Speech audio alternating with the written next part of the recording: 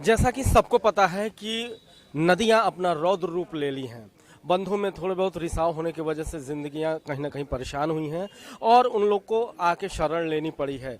उन्हीं शरणार्थियों के लिए एक बाकायदा कैंप भी लगाया गया है बाढ़ पीड़ितों की ओर से, सरकार की तरफ से, कि जिनके घर वास्तव में पूरी तरह से डूबे हुए हैं और उन्हीं लाभार्थियों को यहाँ पर योगी सरकार की ओर से बकायदा बाढ़ राहत का पूरा पैकेज दिया जा रहा है। बाढ़ राहत सामग्री आप ये देख सकते हैं, ये ऊपर आलू रखा हुआ है, नीचे आप जब आप जाएंगे तो ये एक पैकेट है और इस पैकेट में साफ तौर पे आप देखिए कि आटा है 10 किलो चावल है, अरहर की दाल है 2 किलो, नमक है 500 ग्राम, मिर्च है, धनिया है, रिफाइंड तेल है 1 लीटर। तो ये पूरा का पूरा ये इन लोग की व्यवस्था की जा रही है।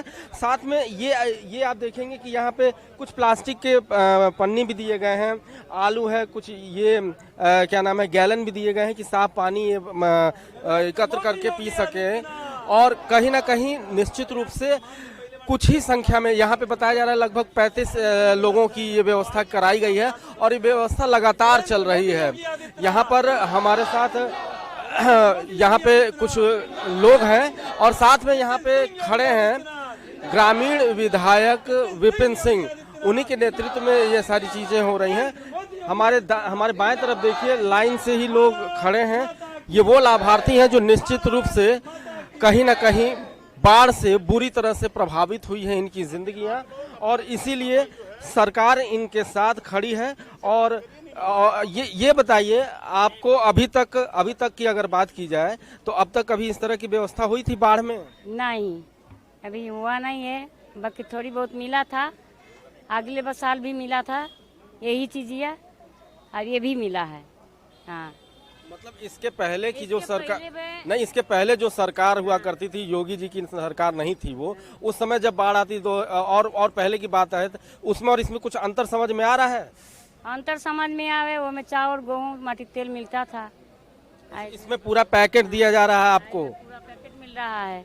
हाँ, उससे ज्यादा ही बढ़िया मिल रहा है। आप बताइए कहाँ के रहने वाली हैं? हरैया के। हरैया के? हाँ। घर पूरी तरह से डूबा हुआ है क्या? नहीं, घर का बगल में पानी है। पानी आ गया, आप लोग कहीं इधर उधर रह रहे हैं?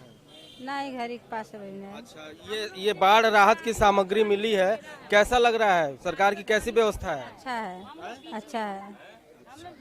हमारे साथ इस समय ग्रामीण विधायक विपिन सिंह भैया मौजूद हैं और इन्हीं के सौजन्य से ये सारी चीजें हो रही हैं।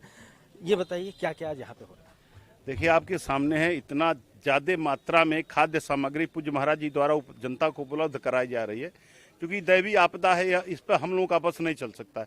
लेकिन अगर कोई आपदा विपदा आ जाए, उसमें हम जनता के साथ खड़े रहें तो यह माना जाता कि हाँ, हमारा मुख्यमंत्री कैसा काम कर रहा है, हमारा विधायक कैसा काम कर रहा है, इससे तुलना की जाती है। आप देखें, कोविड काल को ले लें आप, कोविड काल में पूज्य महाराज जी ने जितना उत्तर प्रदेश में 24 करोड़ की आबादी में कोविड को फैलने से रोका, उसी तरह से बाढ़ में आज पूज्य महाराज ने बहुत से गांव में, कोई गांव ऐसा बचा नहीं जहां खाद्य सामग्री न जा रही हो, मिट्टी के तेल तक की व्यवस्था की गई है। हम अपने इस हरैया गांव और बहरामपुर का, जहां आज राशन सामग्री वितरित हो रही है, इन जनता के माध्यम से पूज्य महाराज जी को नमन करते हैं और महाराज जी को यही कामना करते हैं दीर्घायु हो, सतायु हो, इसी तरह से जनता की सेवा महाराज जी करते रहे। एक सवाल है कि अगर जो जनता वंचित रह जाती है, कहीं ना कहीं कुछ कमियां हो जाती हैं, सिस्टम में भी कमियां होती हैं, वो कंप्लेन कहां पे करे कि हमको इसकी जरूरत है? नहीं, उसके लिए जिलाधिकारी का फोन हमेशा खुला रहता है। जिलाधिकारी महोदय अपने फोन उठाते हैं, हमारे आयुक्त महोदय, चाहे हमारे ज्वाइंट मजिस्ट्रेट हैं, और चाहे हर लोग सुनते हैं। ये नहीं कि आपका विधायक ही सुनेगा, हमारे जितने भी अधिकारी गोरखपुर में इस समय है, सब एक से एक हैं, सब काम करने वाले हैं। जनता को वैसे भी महाराज ने कहा है कि कोई छूटे न, अगर वो जिसका परिवार है, जिसके बीबी बच्चे हो, कोई छूटेगा नहीं। आप देखेंगे यहाँ आधार कार्ड के हिसाब से हम लोग राशन वितरित कराएं तो कोई बचेगा नहीं, कोई भूखो नहीं मरेगा, इतनी अच्छी व्यवस्था है। अंतिम सवाल है, ये मेरा सवाल नहीं, जनता का सवाल है। चूंकि बाधों में कई जगह आप देखे हैं, निरीक्षण आपने खुद किया है, जल शक्ति मंत्री जी आए थे साथ में, आप उनके साथ में रात में भी गए थे, क्या ऐसी व्यवस्था नहीं हो सकती थी कि पहले ही मरम्मत करा ली जाए? नहीं, मरम्मत हुआ है, लेकिन आपको बता दें, जब बाढ़ 25-30 दिन, आज 1 महीने से ऊपर हो गया, नदी का पानी बंधे तक भरा पड़ा है, तो कोई चीज वो मिट्टी का बंधा होता है। जब पानी रुकेगा तो धीरे धीरे मिट्टी जो है वो पिलपिला होती जाएगी। तो सीपेज होना स्वाभाविक है और आप देखें हर जगह सीपेज हो रहा है, उसमें हम फिल्टर बना बना करके, सिंचाई विभाग के लोग, नगर निगम के लोग फिल्टर बना बना करके सारे सीपेज को बंद कर रहे हैं। भगवान की दया से गोरखपुर अभी सुरक्षित है। निश्चित रूप से यही कामना भी है कि गोरखपुर सुरक्षित रहे और वो विभीषिका जो 98 की इस गोरखपुर ने देखी थी, अब दुआ यही है कि वो ना आए, क्योंकि अगर वो आती है तो महाप्रलय वाली स्थिति हो जाती है। इसके लिए निश्चित रूप से सिस्टम को पूरी तरह से मुस्तैद रहना पड़ेगा। अपने सहयोगी रुपेश कुमार के साथ न्यूज़ वॉच 18 के लिए मैं सुनय पांडे।